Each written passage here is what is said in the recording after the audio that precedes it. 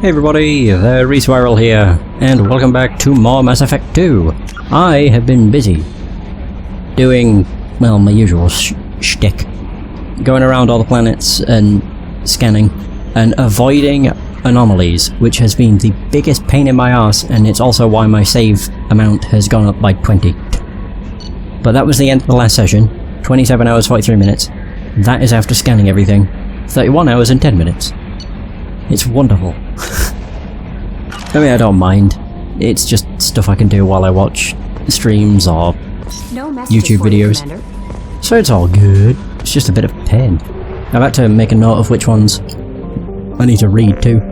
We have the Kelstone Rift, Solveig and God, I got the hiccups. Talava. We have the Crescent Nebula with everything inside it.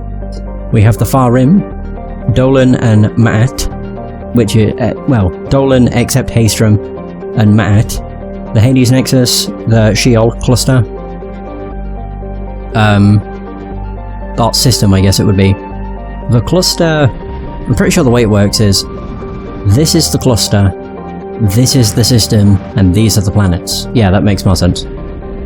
So Kelstone Rift Cluster, it's Solveig and Talava systems.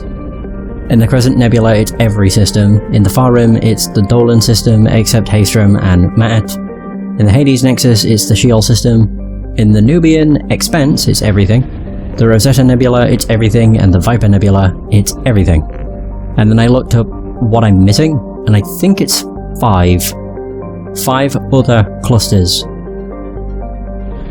And I think 3 of which are unlocked by buying star charts. Like, I got spoiled on that, but it's fine. And then the other 2, I believe, are part of loyalty missions. So, it's all good.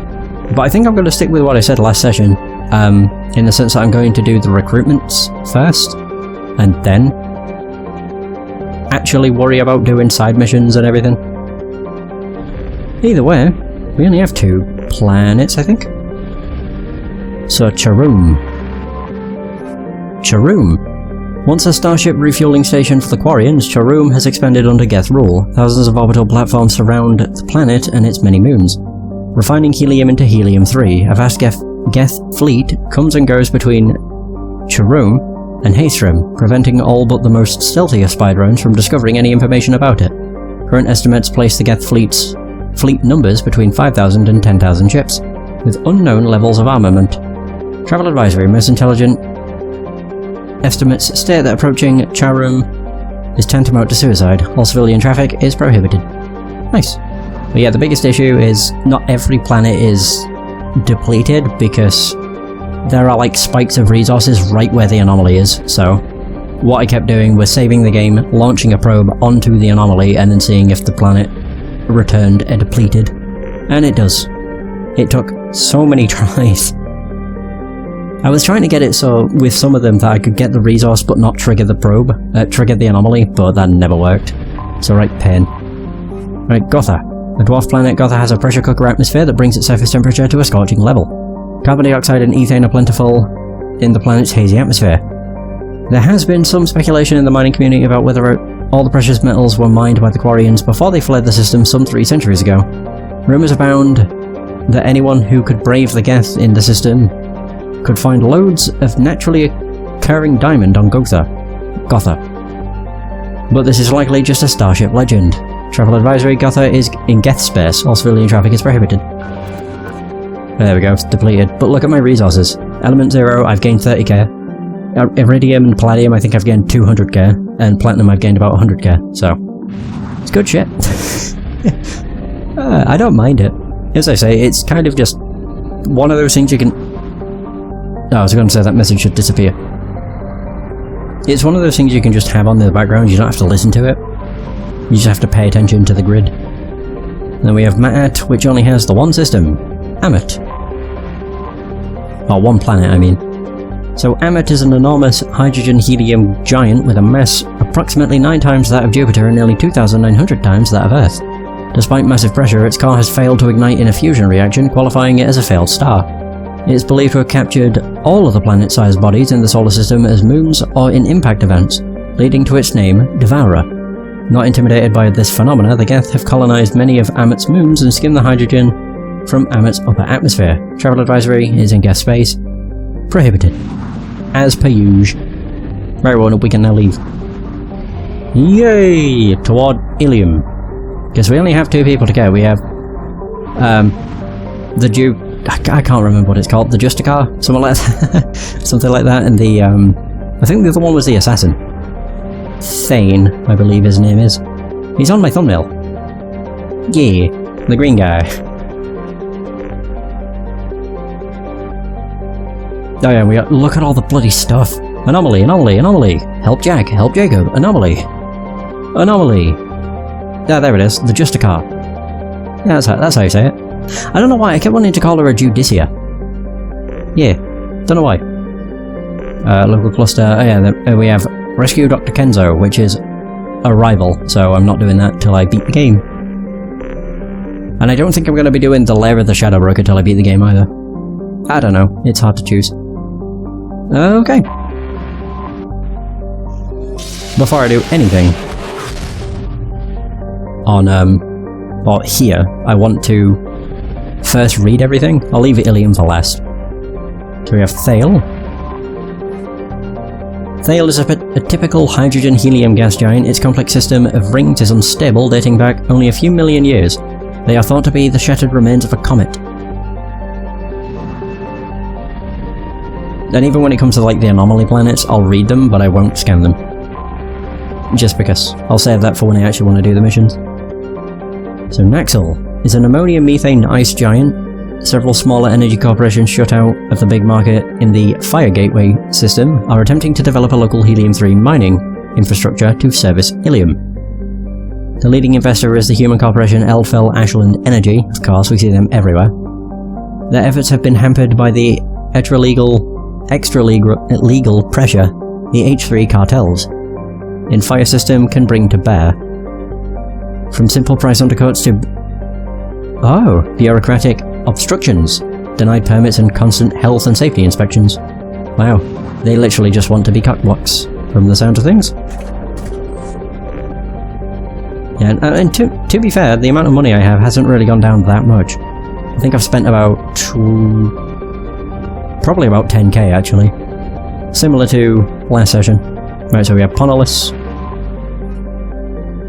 A fairly typical Venusian hothouse, Ponolus seems almost tame compared to the violent volcanic outbursts of the inner world, Berigale.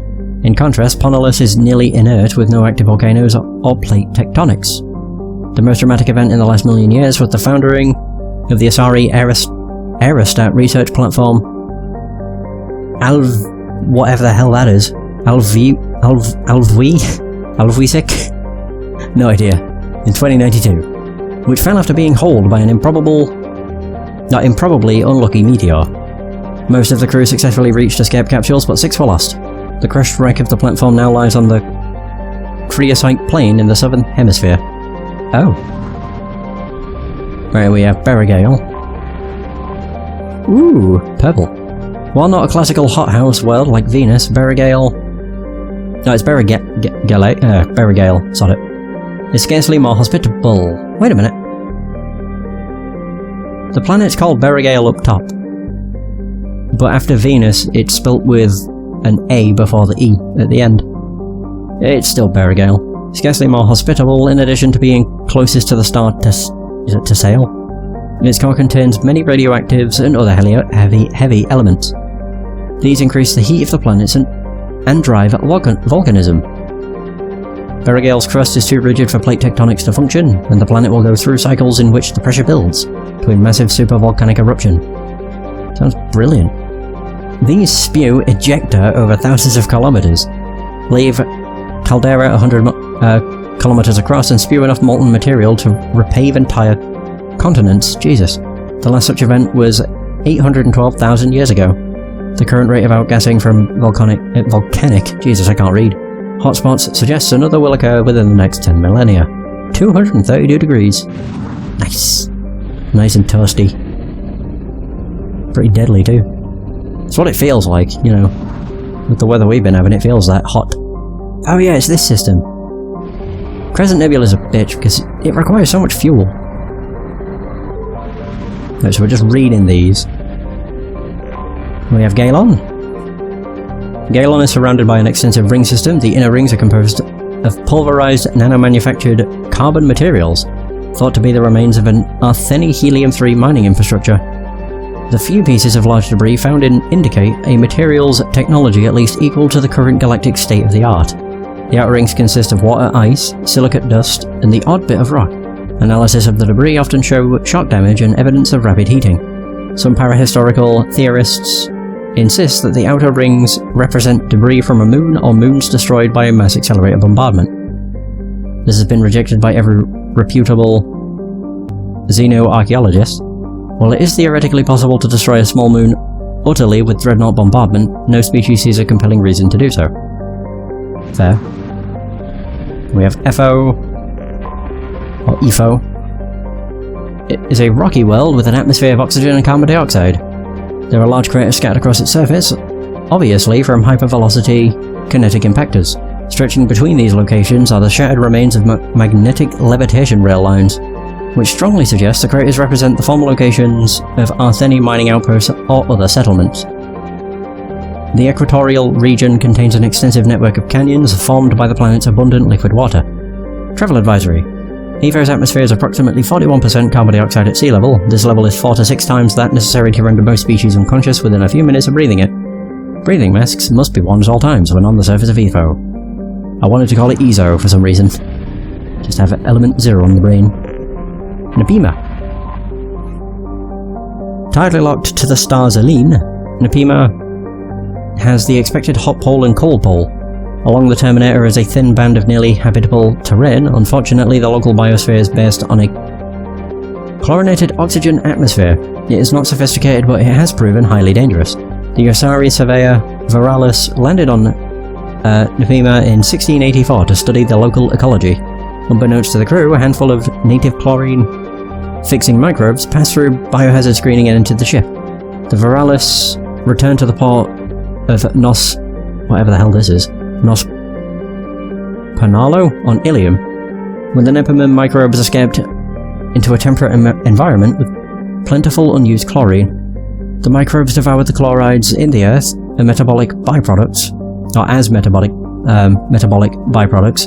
They produce toxic polychlorinated biphenyls, PCBs. By the time the infestation was contained, an area of nearly 30 square kilometers had been effectively turned into a toxic waste dump. Nos Panalo had to be abandoned, accelerating the development of Nos Astra. Holy crap, that was a lot of words that I don't quite understand. Helheim. Oh, don't scan. Almost. This was the one that was a right bitch, because once you scanned it, you couldn't read any of this. So that was a right pain. So Helheim is a post-garden world that once enjoyed an Earth-like oxygen-nitrogen atmosphere. It is still blessed with plentiful water, but a generally cold climate and extreme seasonal shifts, courtesy of a 38-degree axial tilt. Helheim is thought to be the homeworld of the Arthen, a spacefaring species which disappeared approximately 300,000 years ago. Precisely what happened to Helheim is still under debate. It appears a global extinction occurred, wiping out all native animal life forms more complex than zooplankton.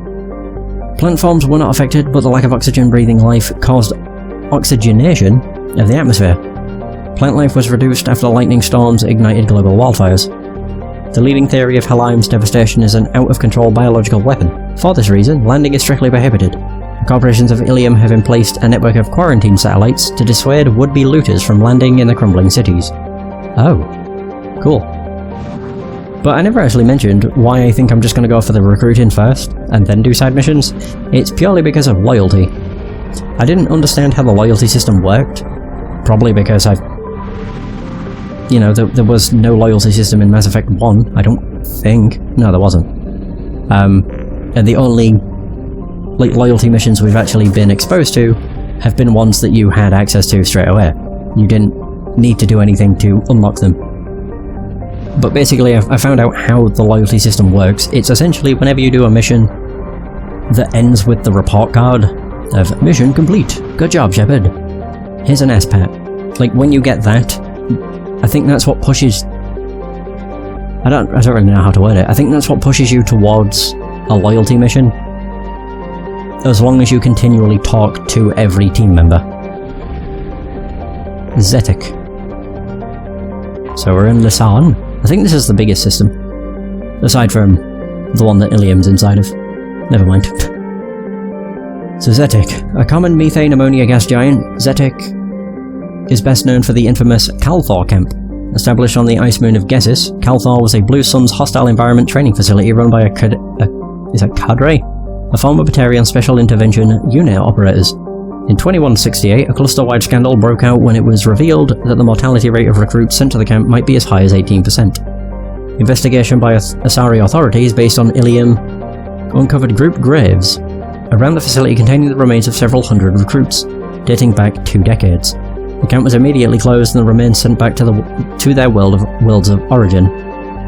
An inquest by the Blue Suns found the Batarian commandos had used harsh training methods, but these were consistent with their own training to join the SIU. The Batarians were exonerated, though Calthor was shut down, and they were reassigned to other units. As the Crescent Nebula is beyond the sphere of Council law, no civil charges could be filed against the Blue Suns. Seems just the Blue Suns are douchebags. That's what I'm understanding. Also, I've read everything in the Kelstorm Rift. Yeah, they just seem to go a bit over the top. Anomaly detected. Tarith. Tarith is broadly Earth-like with a fatal flaw. It has a relatively high amount of chlorine in its atmosphere, the reason for the greenish haze that becomes apparent when looking at the horizon. Chlorine has become a vital component in Tarith's plant life. As a defense mechanism against native herbivores, many species evolved the ability to release clouds of toxic chlorine when disturbed. This gas is heavier than the atmospheric oxygen and tends to settle in low places. While avoidable, this has placed Tarith near the bottom of the list for colonization.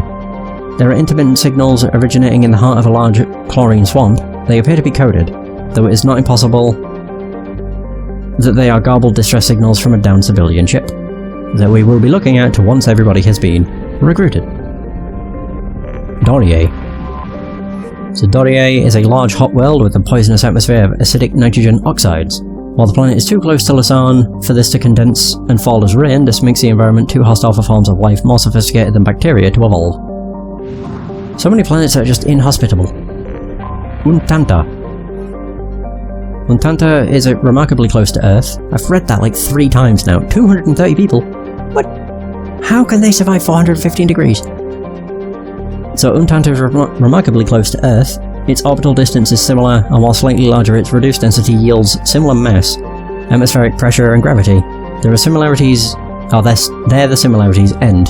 For Lisan is a hot class F star, emitting over 8 times the energy of Sol. Untanta is parched wasteland, its water long since boiled away into its nitrogen carbon dioxide atmosphere. A handful of mining outposts dot the hellish hot surface. The crews remain in underground bunkers. Okay. Sending remotely controlled machines out at night to do surface work and load cargo for shipment. That makes sense. If they're underground it would be cooler, I would guess. Well, not sure how much more cooler, but cooler nonetheless. Jonton is a fairly standard close-orbiting Pegasid gas giant, orbiting the star Lisan at high velocity and heated to temperatures of over 1,000 degrees. Yeesh. Analysis of its orbit has revealed a core of heavy elements with a mass double that of the planet's hydrogen-helium atmosphere. Whew. So there's another system down. On Dest.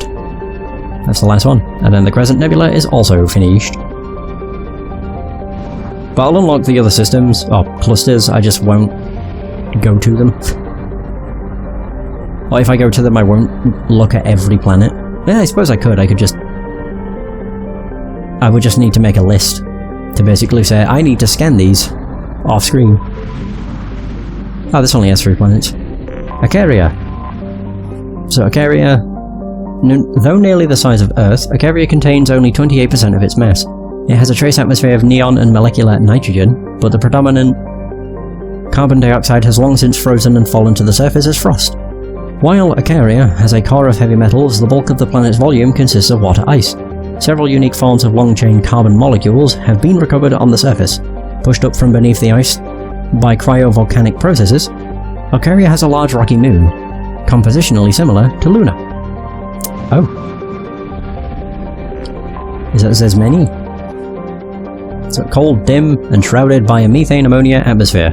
Zesmini has nevertheless attracted development by Asari mining concerns that service military industries.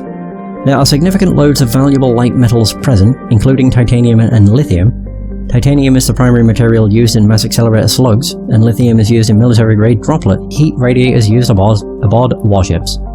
Negative 119 degrees. That's my kind of weather. Maysuth. So farthest from the dim red dwarf on Dest, the ice dwarf Maysuth has attracted no interest beyond a cursory flyby by automated probe in 1874. No significant resources were noted. Lie. I should know. Look at all this stuff. Look at all the stuff I scanned. Nothing of note. What a load of crap. They don't know what they're talking about. Do I have enough fuel? We have used Oh dear. fuel. We might have to do an emergency jump. Nah, we're fine. Boop. I was close though. Yeah, rather. Alright, cool. So the only other thing left is Ilium. But I'm actually going to Ilium, so... Oh. So Ilium is a classic garden world, developed to serve as an entrepot between the Terminus systems and the Asari republics. To abet this trade, the normally stringent customs laws of council space on product safety, prescribed materials and sapient trafficking are relaxed.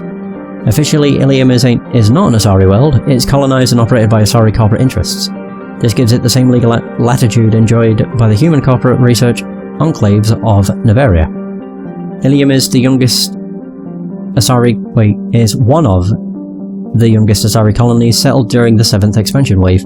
The first child born on the world is now reaching her middle age. The world is hot and massive. Ground settlement is only possible at the higher polar latitudes. In more equatorial locations, the population is housed in arcology skyscrapers to escape the heat of the surface. Holy shit, that's a lot of people. 84 million. And then 80,000 in stations. 63 degrees, that's pretty toasty. Nice, let's go.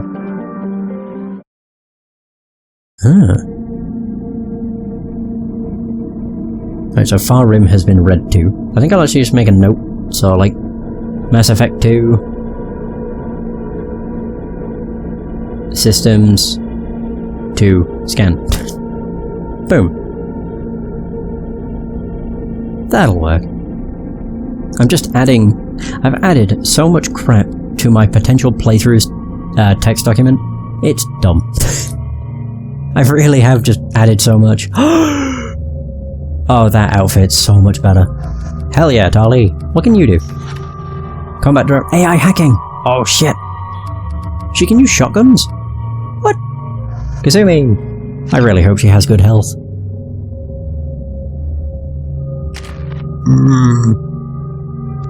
I have 4 points. Booyah! Oh, so it says it's gonna ask me? Oh god, I can't see. My ears have done that weird blurry thing. Right, so I get hardened, adrenaline rush, or heightened. Your endorphins block out pain and trauma in addition to speeding your reaction time. Health damage is reduced for the power duration. Oh. That just makes it longer. I would rather that, because I take less damage. Yeah. Like, the difference is that's 20% more, that's it. This has something this one's just better. Hot damn. I don't know why you'd want to go for the other one, to be honest. Tali! She only has 2. Okay. They are the exact same. Oh god. I am nearly at full Paragon.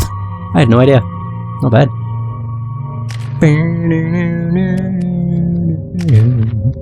Energy drain.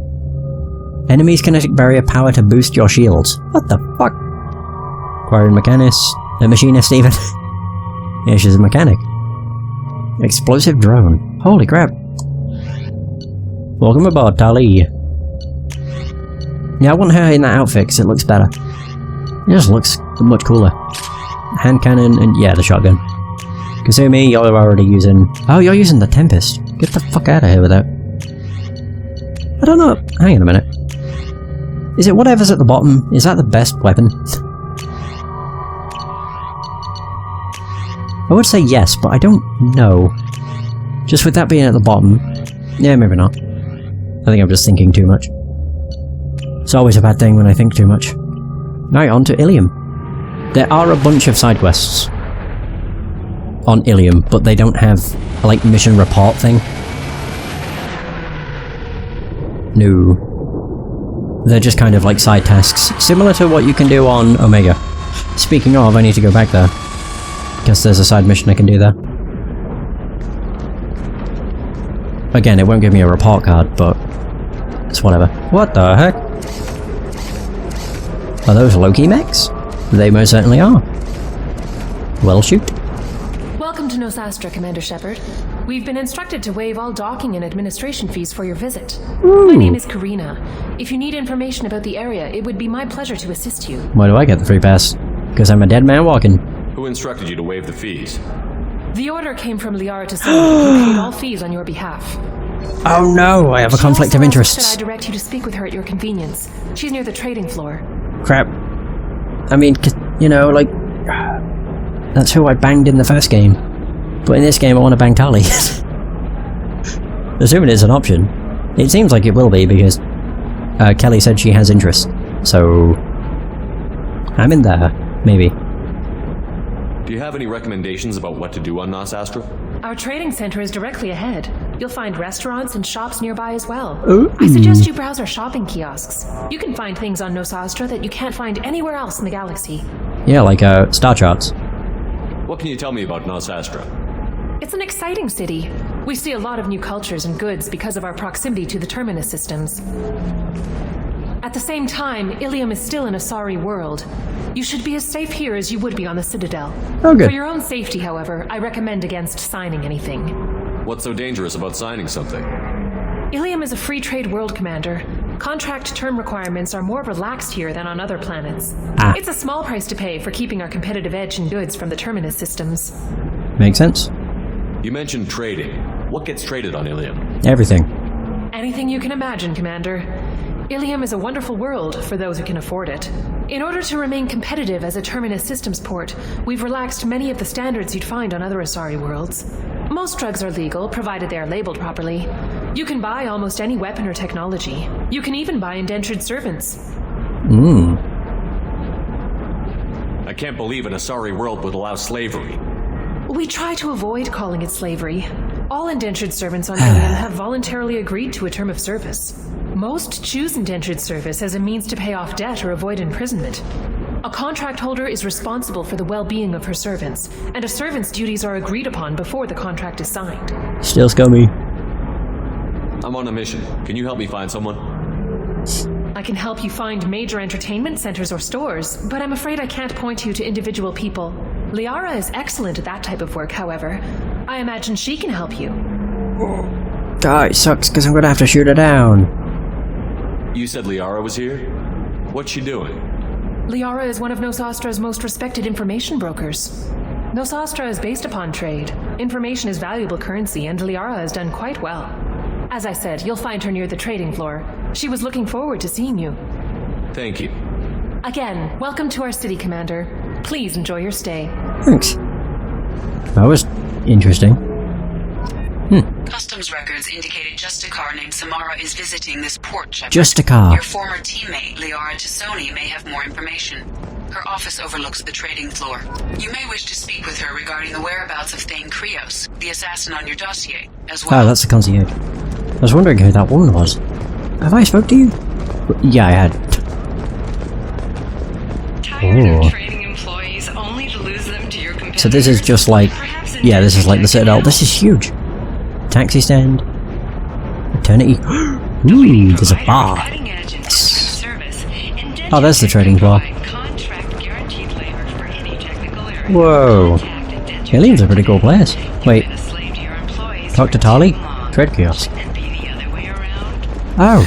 25. Sell at Excuse me, are you Commander Shepard? Hang on.